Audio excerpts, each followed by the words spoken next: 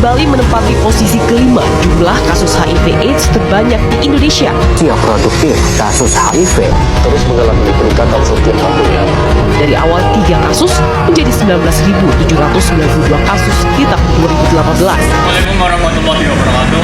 Pada kesempatan kali ini kami akan memberikan edukasi mengenai HIV/AIDS untuk pemahaman yang lebih mendalam, yaitu cara penularan, cara pencegahan, dan cara menghindari stigma. Perkenalkan, nama saya Taufik Wijaya, nomor absen 35 dari kelompok 4. Perkenalkan, nama saya Alisa dari kelompok 4. Perkenalkan, nama saya Dian Nusantara dari kelompok 4. Perkenalkan, nama saya Kaisra Sananda dari kelompok 4. Melalui peran ini, kami berharap penonton dapat memahami apa itu HIV/AIDS, bagaimana cara penularannya, dan bagaimana cara pencegahannya, serta pentingnya menghindari diskriminasi. Tonton video ini, buka mata, buka pikiran, dan hentikan diskriminasi HIV/AIDS.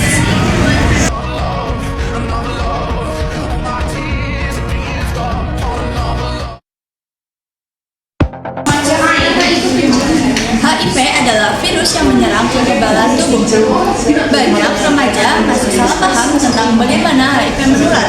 Jadi, di video kali ini kami akan meluruskan informasi yang benar. Benar soal HIV, tapi aku belum tahu kebenarannya. HIV bukan penyakit yang langsung terlihat. Virus ini menyerang sel darah putih, yaitu sel yang menjaga daya tahan tubuh kita. Jika tidak diobati, infeksi HIV ini dapat berkembang menjadi AIDS. Yang bikin bahaya itu kalau mau cepat dicegah atau diobati. Tapi HIV kan bisa nular kalau makan barang orang yang kena HIV. Itu salah, HIV tidak menular lewat bersalaman, berpelukan, makan dan minum bersamaan, menggunakan toilet yang sama, keringat, air mata, atau batuk. HIV hanya menular lewat darah, hubungan seksual beresiko, dan dari ibu ke bayi. Kalian lagi bahas HIV ya? Biar aku luruskan sedikit ya. Jadi, penularan HIV terjadi bisa melalui darah, bisa memakai jarum suntik secara bergantian. Terus hubungan seksual tidak aman tanpa kondom.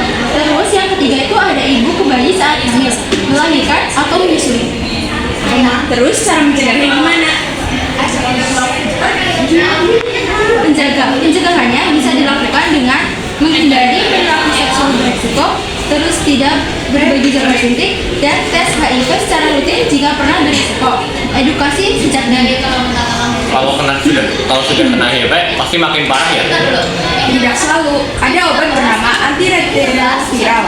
Obat ini tidak menyembuhkan HIV, tetapi mampu menekan virus sehingga orang dengan HIV bisa hidup sehat, bersekolah, bekerja, dan berkeluarga.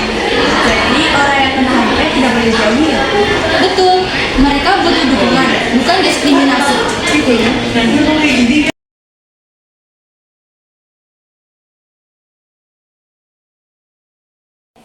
Dampak HIV terhadap sistem reproduksi pada pria. 1. Menurunnya jumlah dan kualitas sperma. 2. Menurunnya libido akibat kondisi fisik dan psikologis. 3. Infeksi oportunistik pada saluran orogenital, misalnya seperti kandidiasis genital. Sedangkan pada wanita seperti 1. Gangguan siklus menstruasi.